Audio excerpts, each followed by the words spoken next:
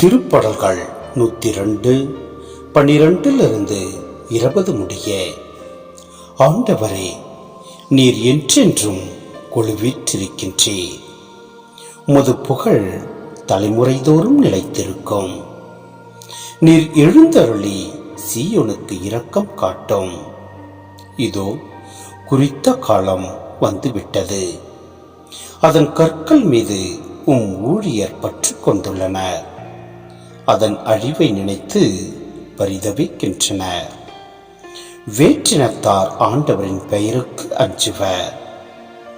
பூவுலகின் மன்னர் யாவரும் அவரது மாட்சியைக் கண்டு மருள்வர். ஏனெனில் ஆண்டவர் சீயோனை கட்டி எழுப்புவார். அங்கு அவர் தம் மாட்சியுடன் திகழ்வார்.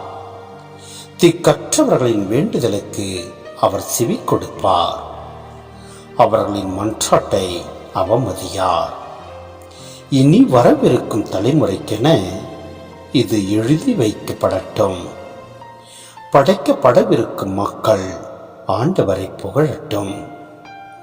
ஆண்டவர் தம் மேலுலக திருத்தலத்தினின்று கீழே நோக்கினார்.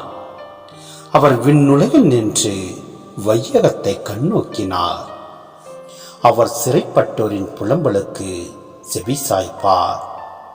சாவுக்கென குறிக்கப்பட்டவர்களை விடுவிப்பார்.